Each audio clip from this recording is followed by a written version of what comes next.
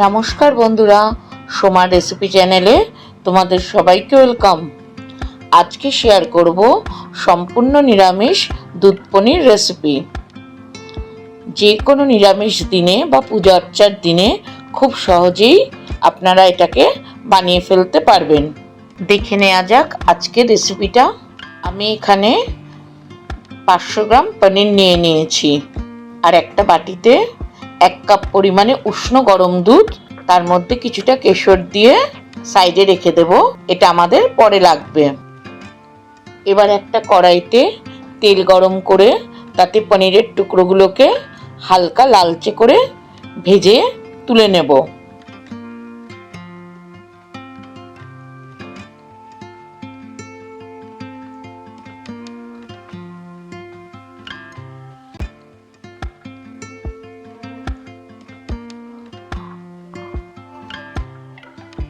উষ্ণ গরম জলে আমি লবণ দিয়ে রেখেছি, তাতেই পনিরের টুকরোগুলোকে দিয়ে দেব।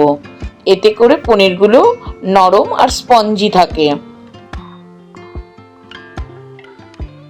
এবার একটা মিক্সিং জারের মধ্যে নিয়ে নিচ্ছি 2 চামচ পোস্ত, 1 চামচ চারমগজ আর কিছুটা পরিমাণ কাজু বাদাম।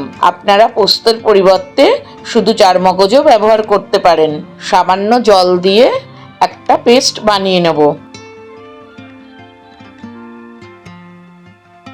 ফোড়নের জন্যে আমি এখানে নিয়ে নিয়েছি তেজপাতা, লবঙ্গ, এলাচ, দারচিনি, শুকনো লঙ্কা আর অল্প একটু জাবিত্রি।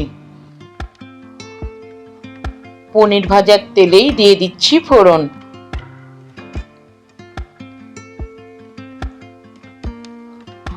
তারপর আমি এখানে দিয়ে দেব আদা আর কাঁচা লঙ্কা বাটা। আদা আর কাঁচা লঙ্কা দিয়ে গ্যাসের ফ্লেমটাকে লো করে কিছুক্ষণ কষিয়ে নেব, যতক্ষণ না আদার কাঁচা গন্ধ চলে যাচ্ছে। এবার এতে দিয়ে দিচ্ছি কাজু বাদামের পেস্ট। কাজু বাদামের পেস্ট দিয়ে এটাকে অনবরত নাড়তে হবে।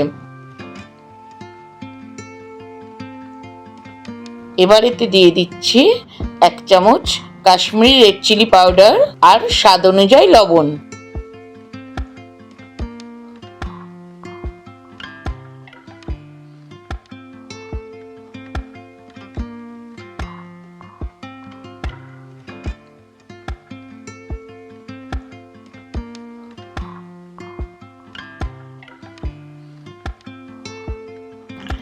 ভালো করে মিনিট 5 কষিয়ে নিয়ে এবার এতে দিয়ে দেব আগের থেকে কেশর ভেজানো দুধ।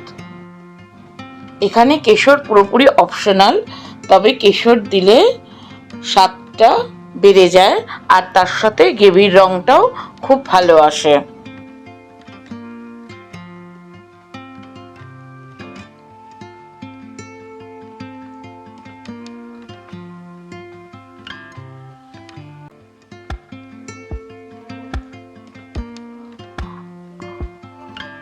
ঝোলটা ফুটতে শুরু করলে এতে দিয়ে দেব পনিরের টুকরোগুলোকে। গ্রেভিটা ঘন হয়ে এসেছে, এই পর্যায়ে এবার এতে দিয়ে দেব 1 চামচ চিনি,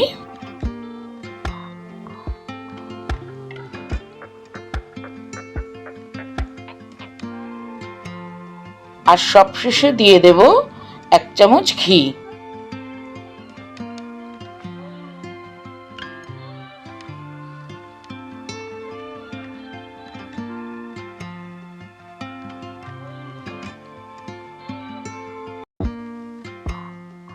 তৈরি হয়ে গেছে সম্পূর্ণ নিরামিষ দুধ পনিরের রেসিপি।